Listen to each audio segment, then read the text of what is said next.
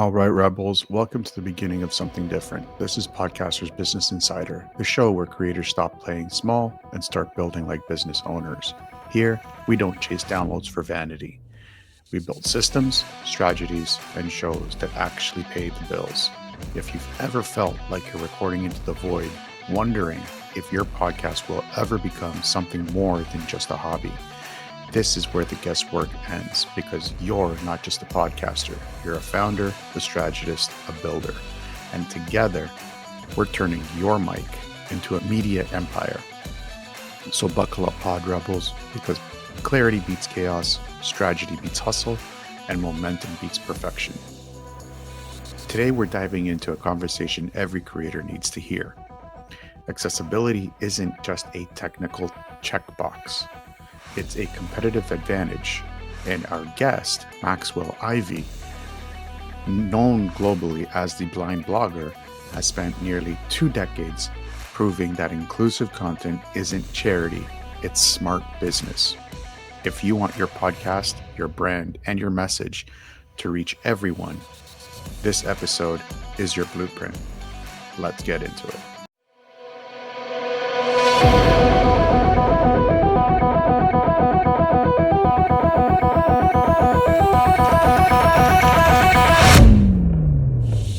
Maxwell, welcome to the show. Well, thank you. I appreciate you having me on the show, and I'm looking forward to a great conversation. Same here. You've built a career around accessibility, but your story started in a completely different world. How did the journey go from carnival rides to accessibility advocacy? Right. So I started off in a family of carnival owners. I was blessed to be able to work alongside my family until my dad passed away in 2003. By 2006, I knew I had to find something to do because our carnival was on its last legs. And I started helping other people sell their used amusement equipment on the internet. And in 2007, accessibility was almost non-existent. So I had to teach myself how to code HTML just to get that first website online. Very challenging thing to do, and something I have to remind myself every day just how hard that was, because it's a big part of my story. I also had to learn to do a lot of other things like recruit clients and set fees and manage media. And people were impressed and asked me to share more about being a blind entrepreneur. That led to a second website as The Blind Blogger, theblindblogger.net, which was a name people had been using for me as a former shorthand on social media, because at that time, most people with disabilities were hiding their disability from the online world. They felt like they would be stigmatized, and it would be just one more place they wouldn't be able to succeed because of their disability. So I was one of the few out there. The name The Blind Blogger just stuck because people thought I was the only one they saw, so I was the only one. You know how that works. And over time, I've written books, traveled the country solo, been on podcasts, started a podcast, taught other people how to start and appear on podcasts. And just one thing sort of leads to another. The blind blogger to writing and podcasting to accessibility by way of two opportunities I did not plan or even reach out for. The first was Alex Sanfilippo at Podmatch, because I met him at Podfest Expo in 2019. We were both Picha Kucha speakers. For those of y'all who don't know what that is, that's where you have about 20 people. They each get 5 minutes to speak on one topic. And I was speaking on interdependence, or helping people find the freedom to ask for help and accept help from others.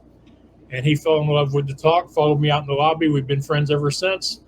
And when he started Podmatch, I was one of the first users, but it wasn't accessible. And in the beginning of Podmatch, I offered my opinions voluntarily, hoping that it would improve the platform and I'd be able to use it more by myself without having to ask his wife, Alicia, to do everything for me.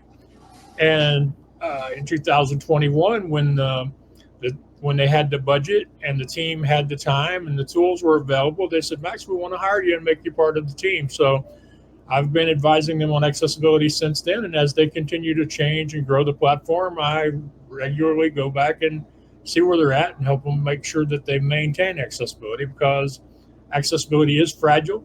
Most people don't understand how easy it is to break it once you build it, and it often gets broken in updates. And then the second opportunity was I sent a short thank you note to a company on LinkedIn for connecting with me.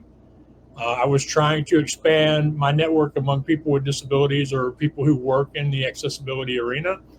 And their response was, Max, we would like to have you apply for a job. And I could do half the job, but I couldn't do the other half because it was all about Microsoft products and using Adobe and some other things. And I told them that. I said, but I would love to support the eventual hire in a contract capacity if that's a possibility. They said, well, we would actually be interested in that. We have a lot of contract workers here. And they said, but you have to fill out an application because we have to have you in the system before we can talk to you. So I filled out an application.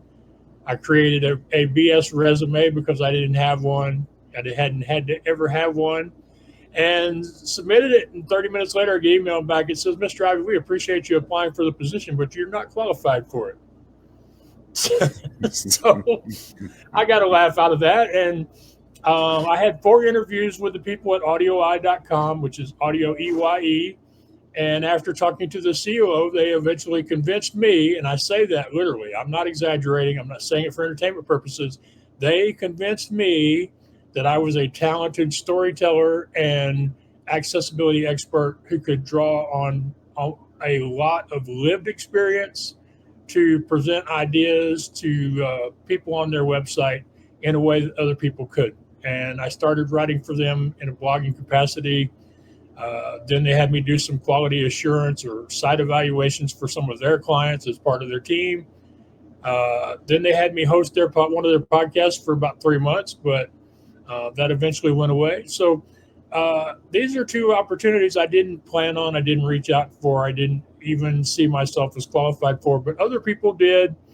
And, now here I am, I'm acknowledging that I'm an expert, that the fact I was open about my disability when most everybody else wasn't makes me a trailblazer in the field of accessibility and in disability inclusion. And so now that I've embraced that, I write for, several magazines, including PHP Architect. I've done public speaking. Just a few months ago, I was at Beer City Code Fest in Grand Rapids, Michigan, doing 2 talks on accessibility for their conference.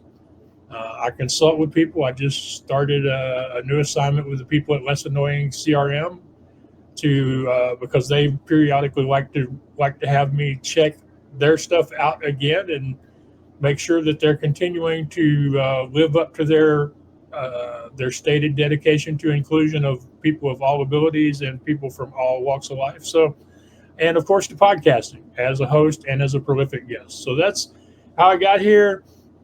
The interesting thing isn't so much, to me at least, so much as getting here. It's that it took so many other voices to help me realize that I'm the expert.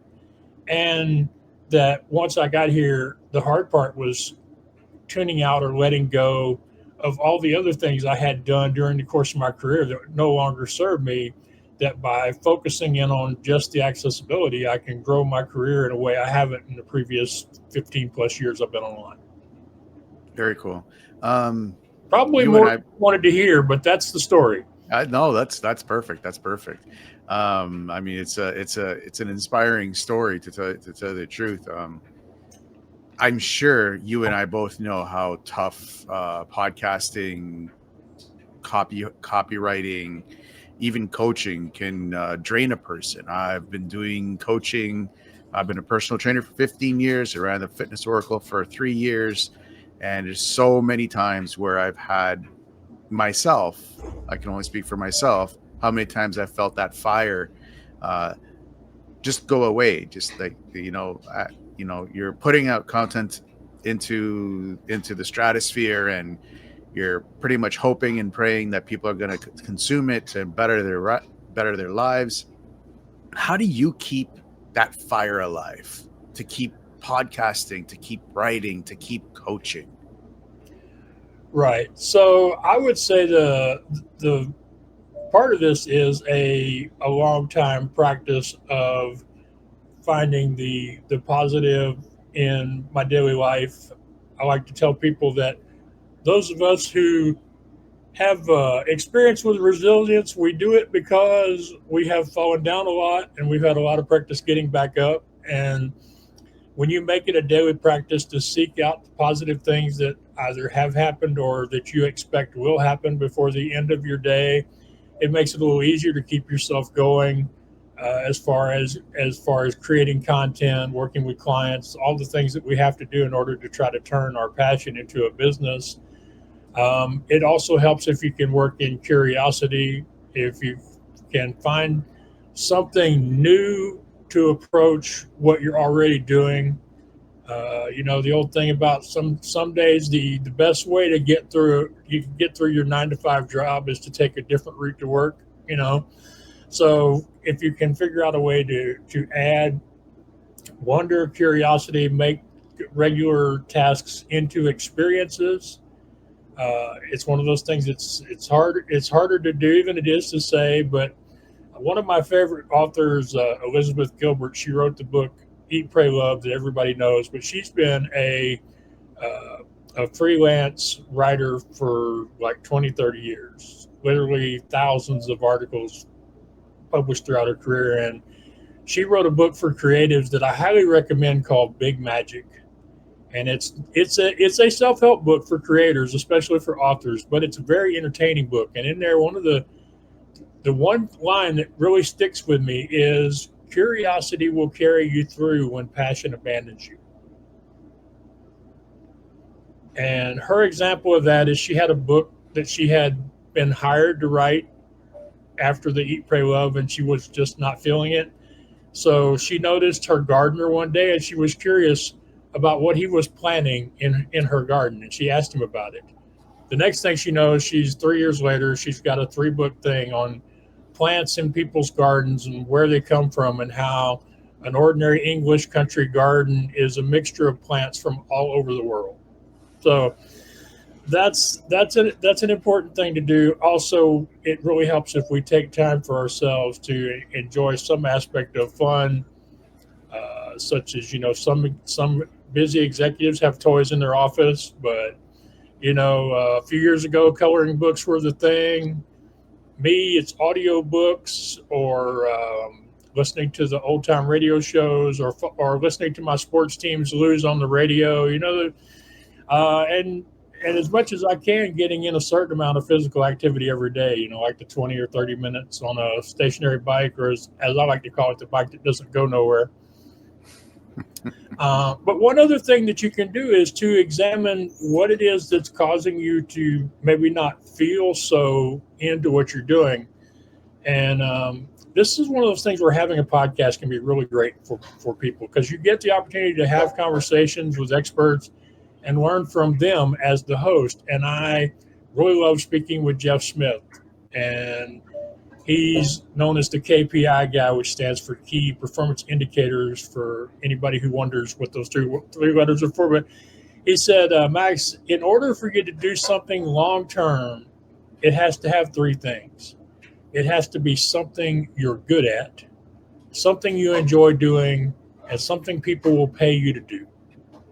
He said, until you find all 3 of those things in whatever it is you're doing, then you're going to struggle, because sustainability is going to require regular, strenuous effort on your part in order to keep moving every day. So sometimes maybe you really are a coach at heart, but you're not coaching your ideal people. I've run into coaches who their coaching came out of addressing their own personal challenges. And after a while, they decided they didn't want to coach themselves anymore. They wanted to coach a whole different kind of people so I would say those would be some of the things to do.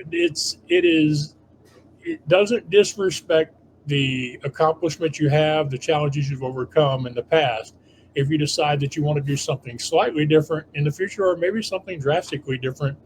So I would say that would be another way that you can keep yourself going when you're wondering if people are reading or listening or taking action on your content.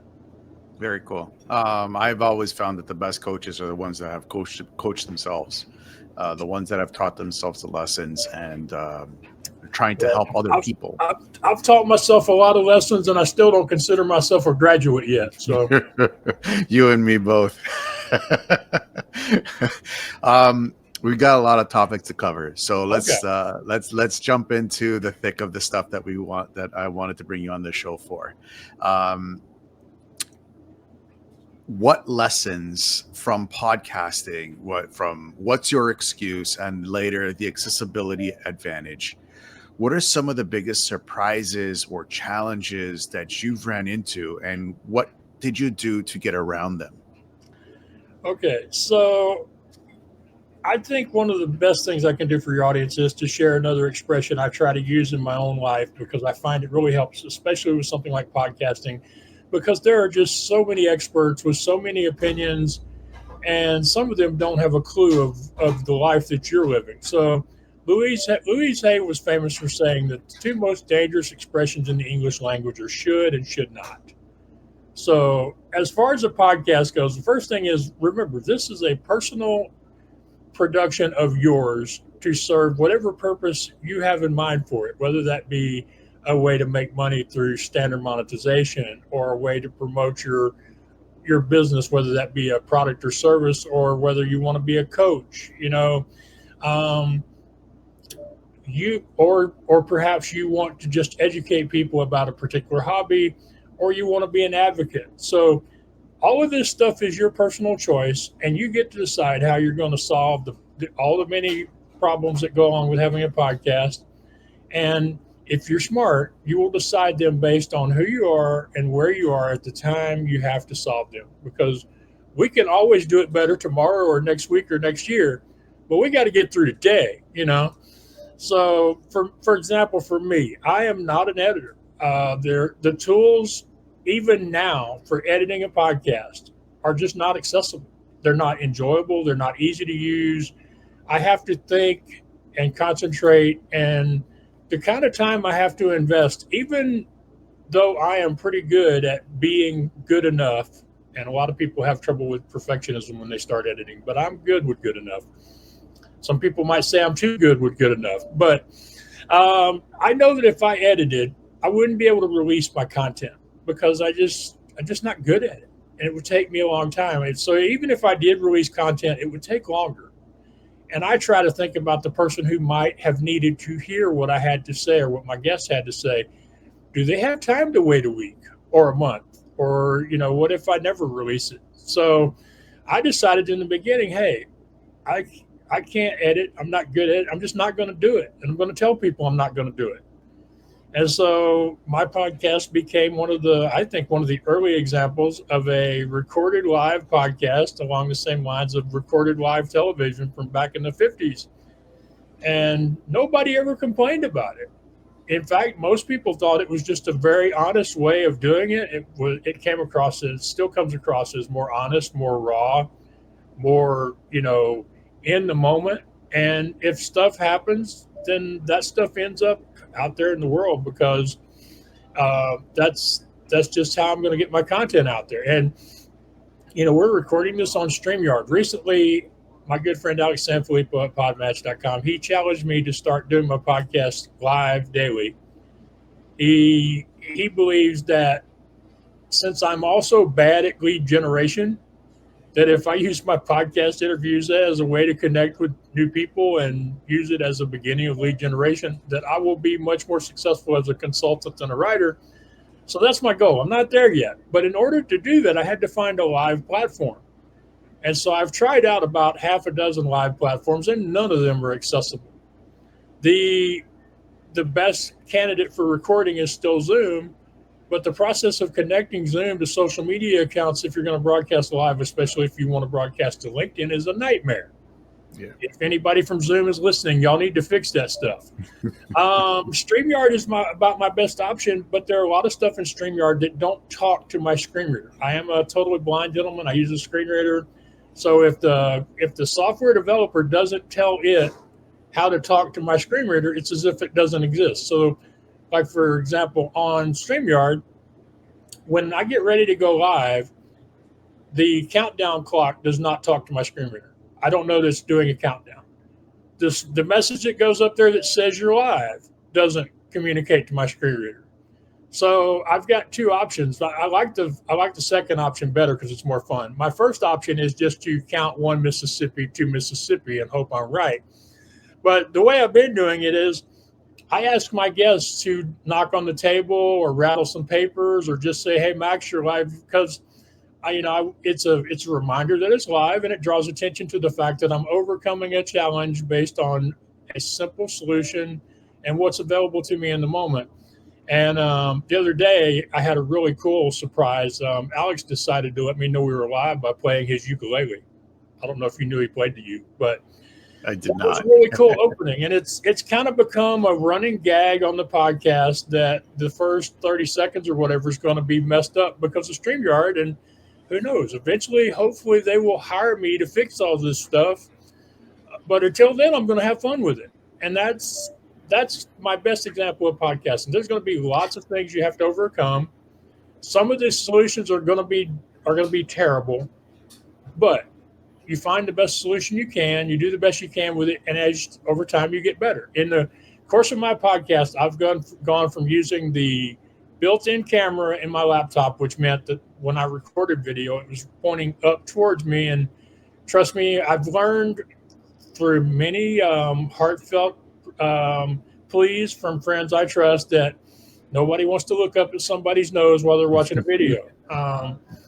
But gone from that to a external USB camera to now a smart camera that tracks my movement. So as long as I don't go too far one direction or the other, it keeps me in focus. Very important to a blind guy. I've gone from the internal mic to an external mic. I had a green screen, but the green screen wasn't tall enough for me, and so it ended up really looking weird on camera. I'm still hoping to find a tall enough and wide enough screen for green screen that I can use. But until then, I'm just blurring the background. These are personal examples to try to help you understand that lots of problems. You get to pick the solution. Embrace the solution. Be proud of finding whatever works for you, and improve as you improve in your abilities or as you improve the technology you're able to work with. You said lots of problems, and you made reference of how unique your intros, your first 30 seconds are. Do you think that separates podcasters, especially indie podcasters, from mainstream media and bigger podcasting like studios and groups? I don't know. Have you ever watched the beginning of Mark and Kelly on channel 13 and on ABC in the morning? I don't mean, watch There, no, TV anymore. a lot of the morning shows, if you listen to the first few minutes of some of these morning television shows that come on after the news shows, it's like they are big kids podcasting. I mean, I know they have a script, and I know they rehearse, and I know they plan things out, and they've got a bunch of people in the background making them look good. But if you listen to what they're saying and the conversations they're having in the first 5-10 minutes of some of these morning shows, it's like, they are not better than I am. They're different. They got better toys than I do. They got more help than I do. But I think we're all trying to find our honest personality or personalities if you work with another host. And if go from there as far as building an audience. You know how this is as a podcaster. If we try to make the audience believe we're someone or something that we aren't, they will see through that really quickly. So our best opportunity is to be whoever we are the rest of our day, and whatever chemistry you have with a host or with a co-host. If you have even some people do a panel show. So, but I would say the real difference between a podcaster and a television broadcast or a radio broadcast is that they have a lot higher expectation than we do, but quite often they don't really exceed our content anymore. I mean, I think COVID was a great leveling of the playing field for content creation, in that a lot of the professional shows had to get used to doing their shows with Zoom and maybe one or two people helping out remotely. But I would say that and the really cool thing about it is while the difference is the technology, the size of the audience, the size of the budget, the size of the team, a podcaster who is true to themselves and their message can definitely create an audience that can rival those highly paid, professionally produced shows. Well, we've seen it. We've seen it in the past so many times where you have some of these smaller indie podcast company or creators out outperforming like big giants like CNN, NBC, MSNBC, or even Fox News. Like Yeah, it's just ridiculous. yeah. I mean, just look at the last election and forget about who was on which side. Just think about the fact that in this last election, we had more people making their decisions based on the voices of podcasters than Yeah, we did based on the voices of national news figures. yeah, yeah. I No, can't it's I can't prove that, but I believe that that's pretty close to the truth. That some of these people have made big names for themselves, and they either continue to be independent podcasters, or they do what everybody. Well, I don't want to do. They do what a lot of people pray for, and they sell out to Spotify or somebody for crazy money. But you're right. You're right. We have the potential. Just this week, there's 4 high school kids. They haven't even graduated yet, and their podcast is so popular that it was spoofed on Saturday Night Live. I thought the skit was horrible. wow. It was not a funny skit. So I hope that the skit was not accurate for those kids because, um, but yeah, some of these independent podcasters are rivaling major broadcast media productions in audience. And the important thing is their audiences are loyal. Yes. And that's one of those big things about podcasting that we don't talk about enough. It's also one of those things uh, about the strength of the disability community that isn't talked about enough. And loyalty is important. I really wish there was a way we could quantify loyalty when it comes to a product or service because a lot of these, and we talked about this before we started recording. There's starting to be some research that small loyal podcast audiences can do more for their host and more for the the passions or products of the host than a huge audience of people who claim to be followers but aren't really loyally interested in supporting the host of the show. And so loyalty is a big thing. I've when I talk about loyalty in the disability community, I talk to people about how I haven't met a business owner or business professor yet who doesn't understand that it's always better to keep the customers you have than it is to have to chase new ones all the time. It's much So cheaper too. it is much cheaper. Yes, thank you for reminding me about the cheaper because yeah, it is much cheaper. Just like it's cheaper to keep your employees than it is to constantly have to drag in new bodies. So Yeah. and these are things smart business people do. So loyalty is important. And as we can show business owners that our audiences are loyal, regardless of their raw number size, then we can make a big impact if we're trying to do business with some of those companies, trying to get them to sponsor or invest.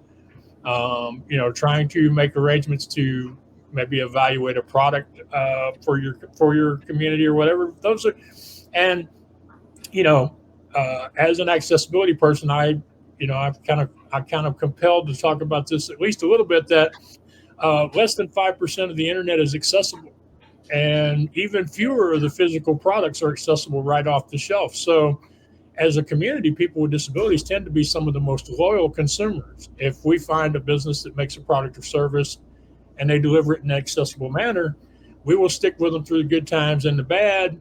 And we will even often overpay for the product considering the accessibility aspect as a value added proposition. We don't like to do it, but quite often we end up doing it. And then on top of the loyalty, we're self advocates. We want to see these people succeed. So as I like to say, when you bring in people with disabilities by making a product or service accessible, it's like hiring influencers you don't have to pay. So loyalty is really important. And as you were talking about with podcast hosts, we can grow audiences that can rival major media companies to the point that they're forced to collaborate with us or try to co-opt us in order to continue being the megaliths that they are. Right. As a content creator, it's a little bit easier for us to be able to reach out to, you know, the blind community, the deaf community, the we just create content and put it out there, and most of it is either voice or visual. So it's either audio or visual. So how can we make sure that as the content creator that we are not just acknowledging the accessible, I guess, how do we stay more inclusive with these communities to make sure that they do feel that they are a part of our communities? Because we can't see you, Right. the audience member. We can't see you, what disability that you have, and we don't want to be kind of pointing it out, saying, hey Joe Smith, you know, you're deaf, so we got to make sure that you can see this, or hey Jane Doe, you're blind, so we have to make sure that you can listen to this. We don't want to be singling you out.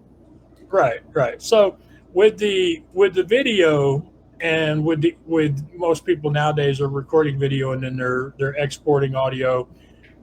You have the closed captions. Now, I strongly encourage people to edit their closed captions or to at least take a look at them before they post them. Same thing goes with transcript. Thanks to automation, you have the transcript. So for people that are hearing impaired, a lot of that is very easy and already automated for us, except maybe some slight editing. When it comes to the visually impaired, and this I think actually goes beyond the blind, because I don't know what the numbers are now, but I'm pretty sure that at least that it's still at least half of the people consuming podcasts are consuming the audio rather than the video. So It's more than half. yeah, It's close to 60%. right. Well, I just know it's been going down year over year, and I didn't want to throw out a number that I knew I was wrong. And I felt comfortable with at least half. So that means that thanks for the 60%. That means at least 60% or 3/5 of your audience. Um, if you record in video and you're not conscious of the fact that most of your audience is listening in audio, that's basically like creating something as if everybody that's going to receive it can see, even though most of them can't. So when it comes to recording the video, it's really helpful if you can drop in some audio descriptions where people describe a little bit of what they look like and what they're wearing, the background of the recording space, pets, plants. If something changes in the background of a studio from one week to the next, and it doesn't all have to be at the beginning of the show, because we can lose people if we do it at the beginning of the show. But the more we can do that throughout the course of an episode, say if you say something or I say something and there's an immediate strong response, then communicating that to the listeners could be very helpful to them in a way of trying to build that connection with people who can't see the video that you've exported the audio from, even if they can see everything else. So and But so audio descriptions is helpful. Making sure that your online content that where your podcast resides is accessible is very important.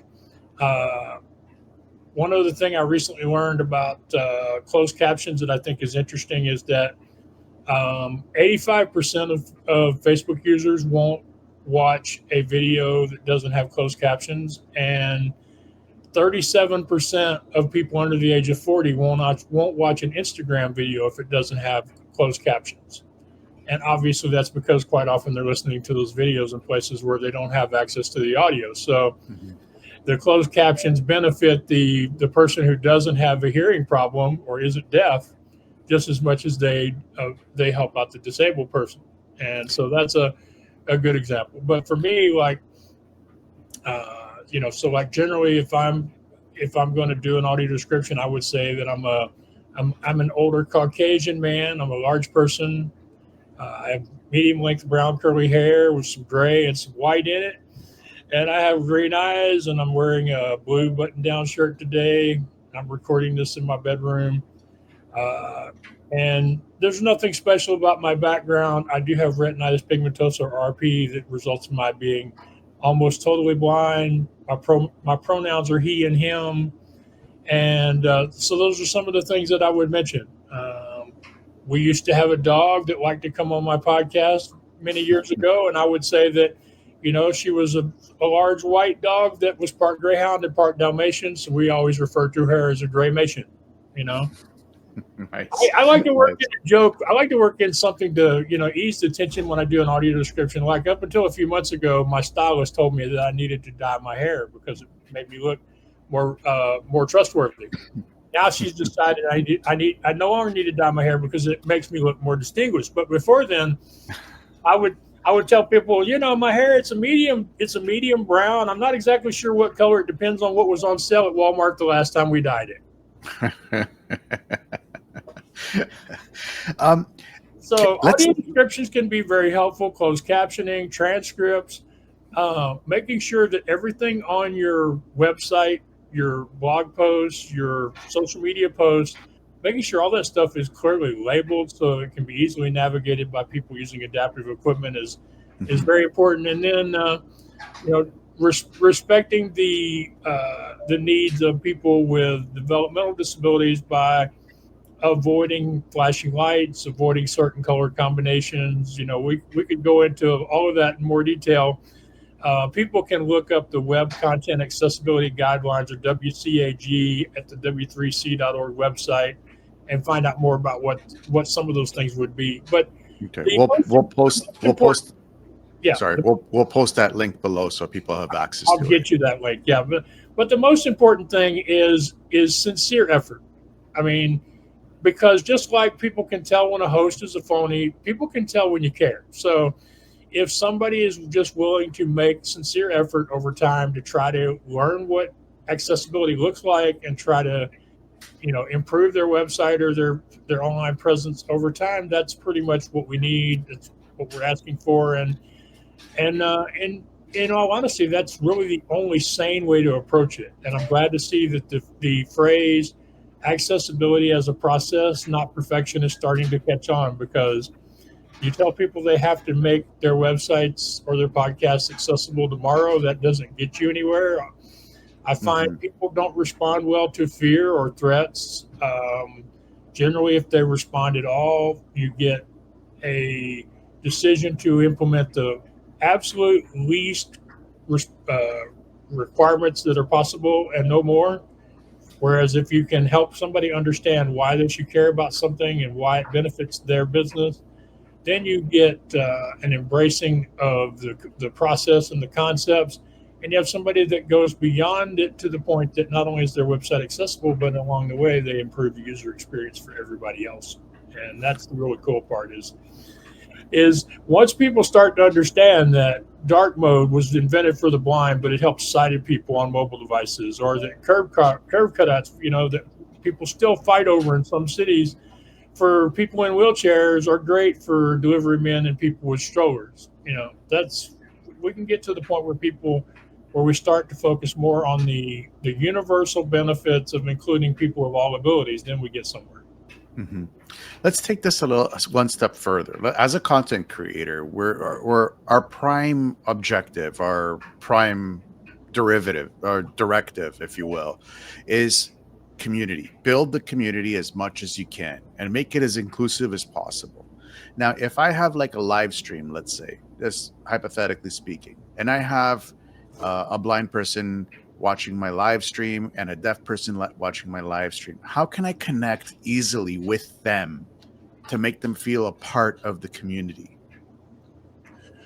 um, I would say make sure that it's easy for people in general to connect with you.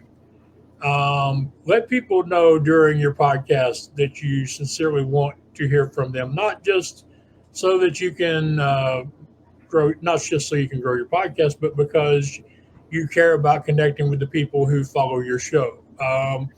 If we can make the process of connecting with the host easier, simpler, the more we can encourage people to understand that we are approachable, the less likely we have to particularly reach out or focus on somebody with a disability, especially considering how many types of disabilities there are, and how most people within a disability community will tend to have different levels of effect on them and different ways that they deal with it. So, seeing people with disabilities as individuals who happen to have a physical, mental, or some other challenge is the best way to see your audience. And the more personable you can be, the more you make it easy for them to want to connect with you, then those people who do have a disability will reach out just as well as anybody else will. Um, if you say wanted maybe like once a quarter to do a survey, you can include questions in the survey about accessibility or lack of accessibility of your content. You know, do you feel represented? Do you feel welcome? Do you feel included? Are there things I can do to make my podcast more inclusive or more representative? Or are there are there ways that I navigate my podcast that you feel like if I did them a different way or in a different order, it would be easier to follow given a particular physical or emotional or developmental disability? So I would say focus on making yourself as available as you can to your audience in general, and then occasionally do things so that you specifically ask the questions, but ask them in a way where, like you say, you're not calling people out. And one of the most important things when you are trying to find people with disabilities to get their feedback is the questions. Most people with a disability are fine with the questions as long as they're asked with a sincere desire to know. So, tone and uh, the the reason behind your asking. You know, just like we talked about how people can smell phonies. Somebody that's a little unsure about answering questions will be less likely to ask them if they think the other person has an agenda, or if they think the other person has an agenda that they're hiding. Because quite often we all have agendas. It's very hard to have an unscripted conversation in the world anymore. You know, Yeah. but those would be some of the things I would say. And when you post your transcript, because like I say, they've made that so easy. Almost everybody's doing it now. Um, Usually, you have the option of editing the transcript. So maybe you drop a few lines at the beginning of the transcript saying that while you know everybody may use this as a means of experiencing your latest episode in a limited amount of time, you understand that it really matters to those who have a hearing disability, and you want to make sure that you're doing it right, or use that as an opportunity to ask if people who do have a hearing disability have suggestions on how you can make the content you are releasing more accessible, more inclusive. So we can find ways to ask the questions and do it in a fairly anonymous manner, or we can do it in a way that's sincere and empathetic on a one-to-one basis. And the really easy part of this is if you have a podcast, you have a social media following. If you have a social media following, the odds are you have at least one person with a disability, or one person who knows is related to, goes to work with somebody with a disability. So if occasionally you just let it be known in your social media feeds that you would like to know how you're doing, if there are things you could do that would improve the inclusivity of your podcast, that you'd be interested in hearing about it. So these are some ideas that I've had since we've been sitting here talking about it. That's cool. I've worked with one-on-one with disabled. I was a personal trainer for a blind man, and also personal training multiple people with multiple different spinal issues. Um, the one thing that I got from the whole experience of working with disabled people, was trying not to make them feel like a sore thumb, like standing out. You want to include them in that community. You want them to feel that they are a part of everybody else. Yeah. And this is why I'm asking these questions, is because I'm always under that consideration where it's like, I don't see you as a blind man, I see you as a man. End of story. Right. Well, I appreciate that. And I think one of the things that's starting to happen, and I hope it continues, is the way we talk about disability. And I'm not talking about nitpicking, pick the right words kind of a thing. I'm talking about the how more people are starting to see that at some point in our lives, every single one of us could become what we call disabled. They, Yes. that in for most of us at some point in our life we will become disabled, whether it's an undiagnosed disease, Mm-hmm. trauma, or simply getting older. And quite frankly, a lot of people getting older don't see themselves as disabled, but they still have vision loss, hearing loss, cognitive decline, or loss of motor control. All of those things definitely need the same kind of stuff that some people that are identifying as disabled need. So the more we can see it as part of everyone's life and get away from the idea that somebody with a disability is other, foreign, or unique, then, like you said, we could just see people, as individuals who happen to have a challenge. And I have an expression, I keep saying I'm going to write a song about it, but I haven't gotten there yet. I like to tell people everybody's blind about something. I just happen to have a white cane. Oh, that's And true. Everybody's blind on something.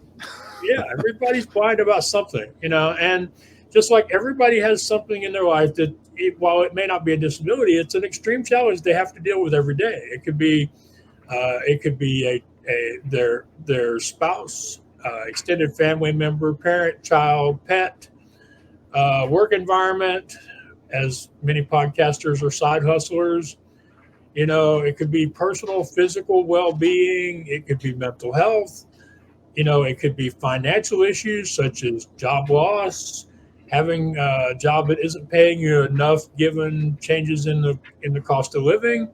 There's so many things that they impact people's lives to the point that while it may not be a disability, it's the same kind of life challenge. That's one of the reasons why when people ask me about my podcast, what's your excuse? I said, so what you're gonna interview people, all the people you interview, they're going to have disabilities. I said, no, they're all going to be people who have overcome adversity,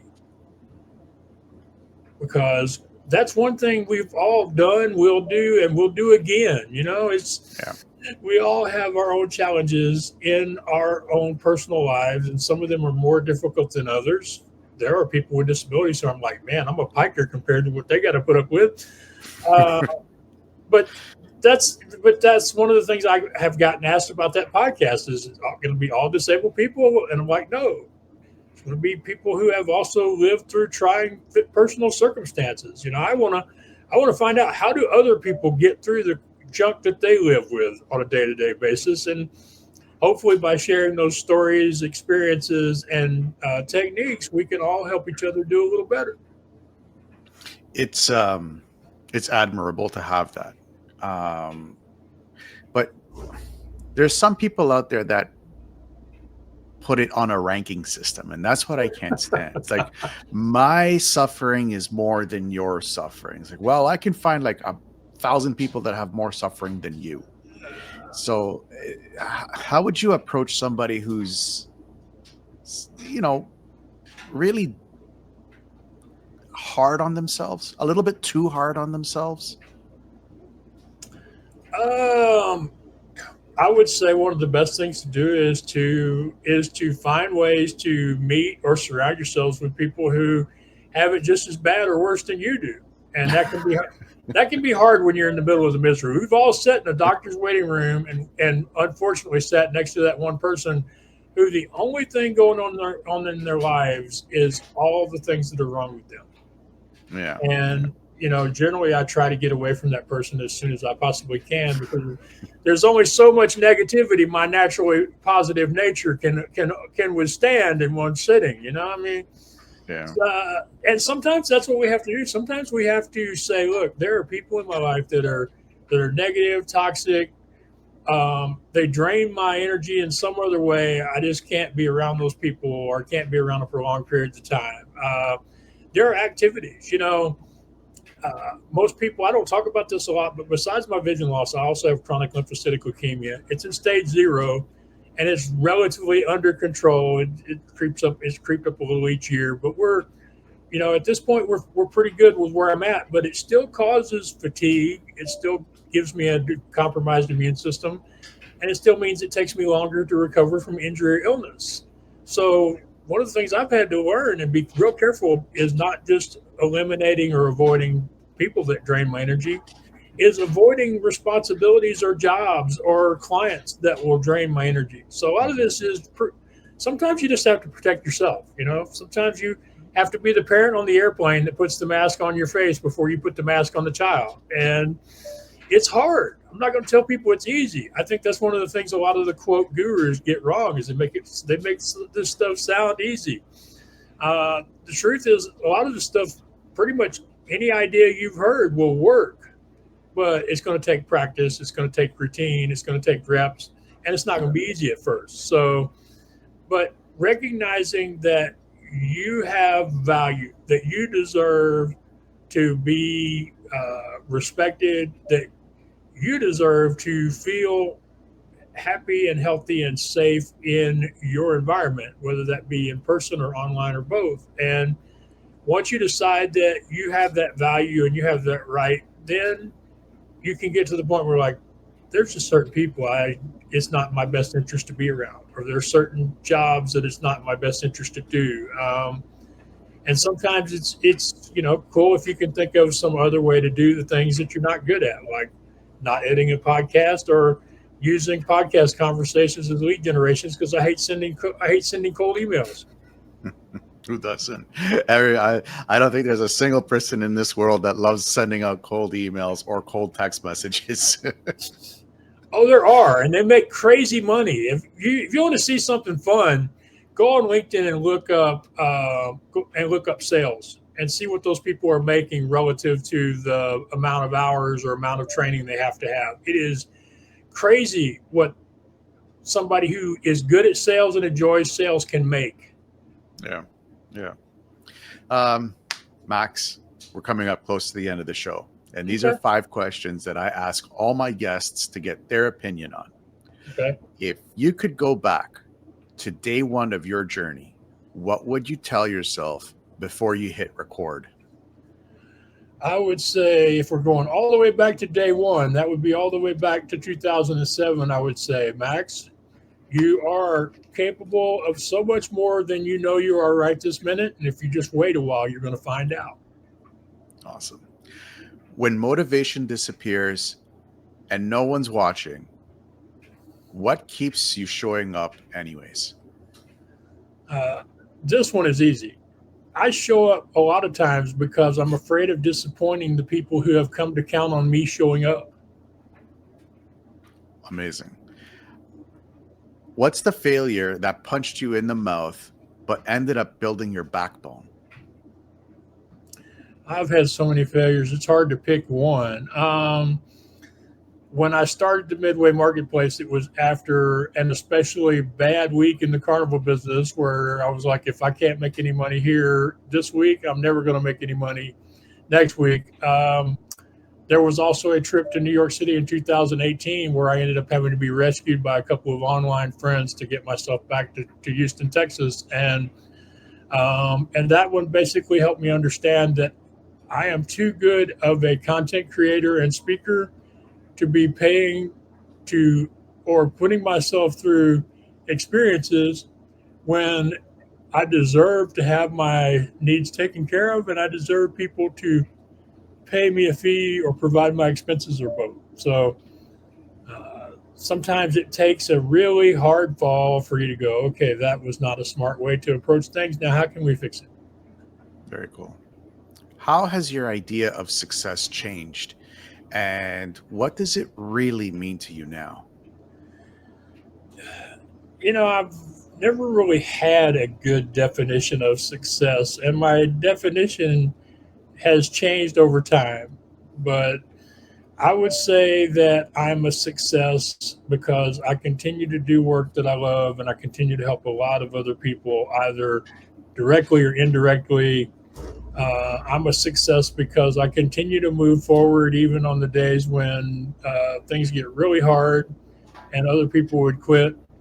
And I would say I'm also a success because I continue to do things that challenge me, things I haven't done before, things that I was afraid of or am sometimes still nervous about. So I guess the bottom line, I consider myself a success because I don't know how to quit. That's good. That's good. Um, if this mic went dead right now, right after this question, what's the final message you would want every creator to hear?